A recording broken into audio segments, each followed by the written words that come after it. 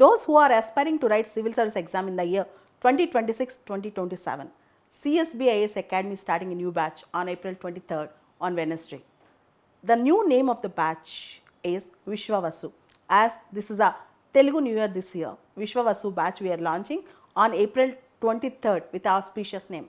Those who are interested to take coaching online or offline in English medium, they can approach CSBIS Academy. They can directly come to the Hyderabad and take coaching, or they can access this coaching online also. This coaching, the time frame of this coaching is 11 months and we cover all the subjects with respect to prelims and mains.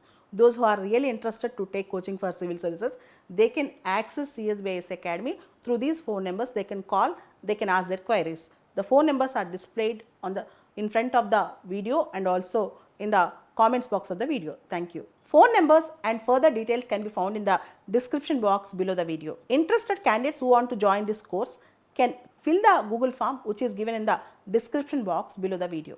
So let's start today's current affairs. First news is coming from US. In fact, there are two news related to Indo-US relation. First, US Vice President is visiting India. He already reached India and he is going to meet Prime Minister today. And the second news, at the same time, when their Vice President is visiting India, a delegation from India's Commerce Ministry is visiting US. And the agenda is to discuss and to finalize and in fact go for an early trench in bilateral trade agreement. India and US is negotiating bilateral trade agreement, and under that, an Indian delegation is reaching to US to that first trench of the bilateral trade agreement. So when we discuss negotiation on the trade agreements, so basically there are two types of trade agreement between two countries at initial level. One is a bilateral trade agreement and other is free trade agreement.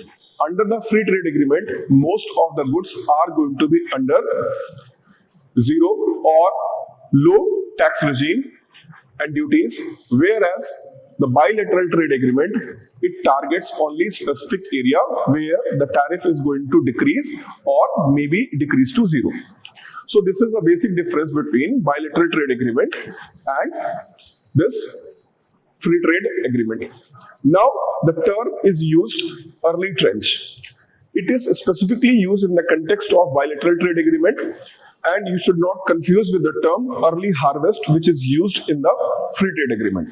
So under free trade agreement, we will go for early harvest. Means rather than going to conflictual issues, we will go for certain issues where both countries have consensus. They will decrease the tariff and they will go for their trade. Whereas in the early trench,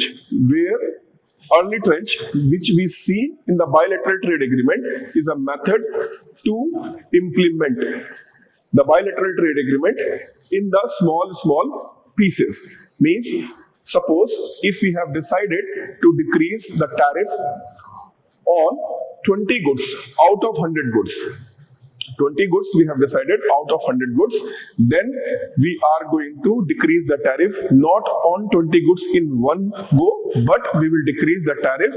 Suppose 5 goods, then another 5 goods, then another 5 goods, and then another 5 goods. So in this way, we implement the bilateral trade agreement in the trenches. And this is why Indian delegation is visiting to US in order to secure or to have an agreement on first trench or early trench. Fine. As I said that, there are two news which is related to Indo-US relation. One is good, which we have discussed. We are trying to have an early trench agreement on the BTA. But this news is not very good, and it is reported by American Immigration Lawyer Association. Out of the total notice sent to students for cancellation of their visa, out of total, 50% notice was sent to Indian student. In this regard, Ministry of External Affairs have spoke with the US counterpart, and US counterpart have assured that we do not have such kind of the policy to target any specific country for visa cancellation. So now, what is the entire issue? Let's understand in the brief. When US President Donald Trump got elected, he appointed Mark Rubio as his Secretary of State.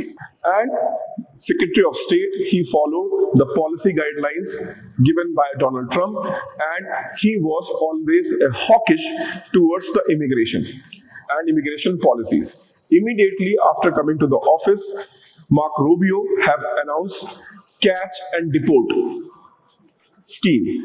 Under this catch and deport scheme, all those immigrants, whether they are student or they are in US for any other purpose, their activities will be monitored of last 6 months, and if they have not aligned with the US government's official policies and they went for the protest against US policies, for example, against the US stand in the Israel-Arab conflict. So if they have protested or they are not aligned with the policy, notice will be served and their visa will be cancelled.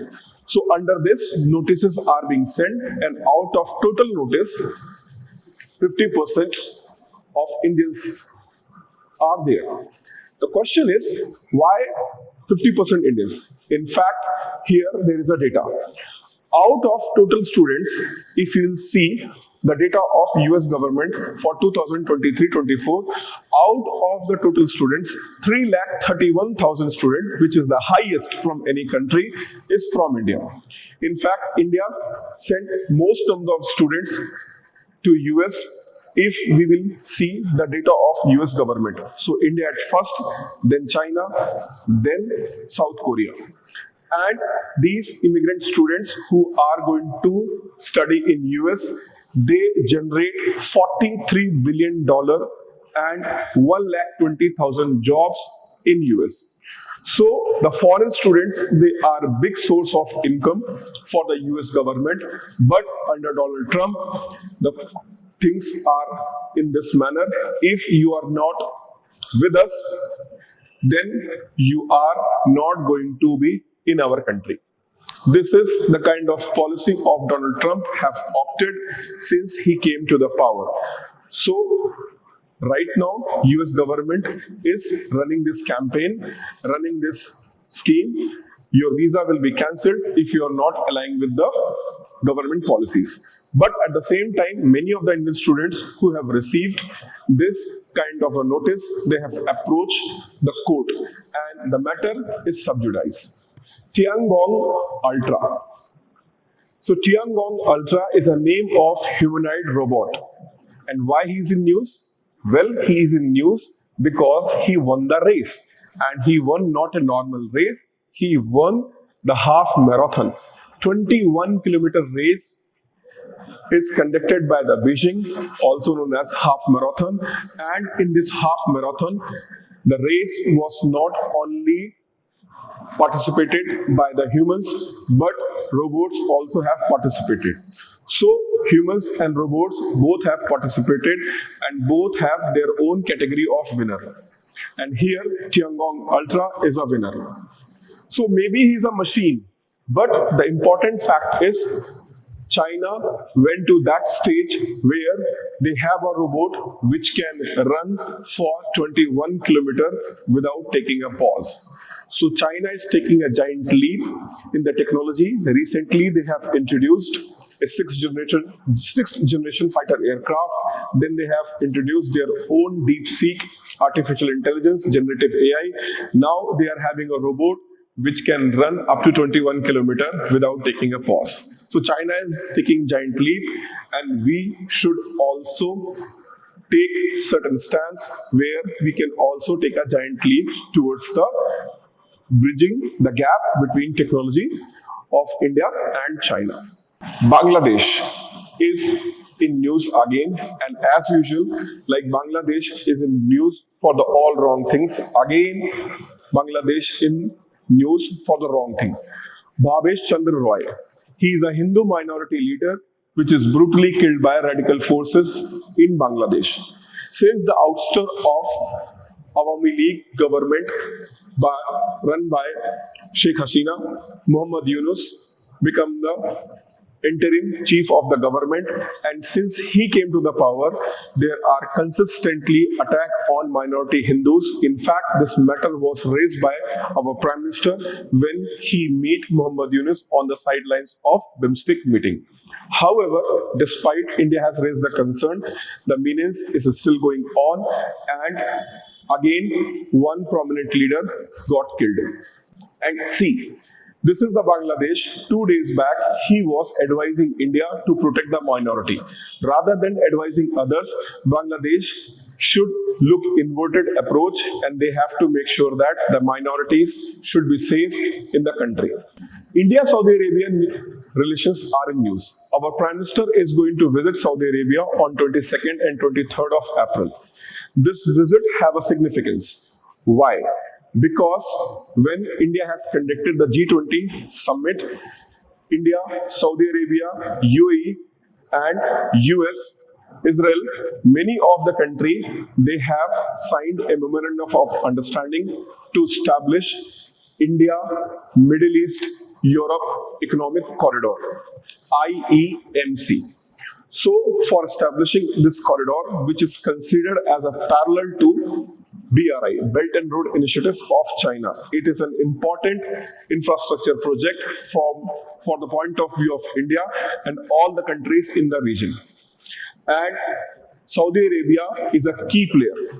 So this is why this visit have a special significance. And apart from that, Saudi Arabia is an important country for India's energy security. And in fact, when their crown prince Mohammed bin Salman, he has visited India last time. He has committed that their country is going to invest $100 billion in India. So if you will consider all the strategic significance of India-Saudi Arabia relation, it is a very important visit for India as well as Saudi Arabia, which is going to happen on 22nd and 23rd of April.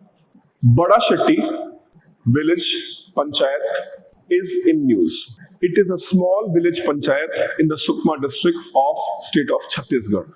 Sukma district of Chhattisgarh, Bastar division is always in the news because of being called as an epicenter of Naxal activities in India.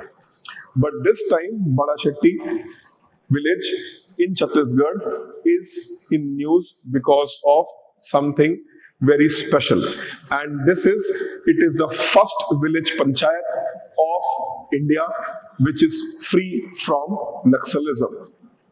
In 2025, Chhattisgarh government have launched a scheme known as Chhattisgarh Naxal Surrender Victim Relief and Rehabilitation Policy.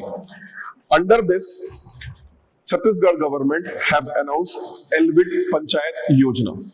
Under this Elbit Panchayat Yojana, the government of Chhattisgarh have announced if any village panchayat is going to fulfill these two criteria, then that village panchayat will be given 1 crore rupees for the infrastructure development.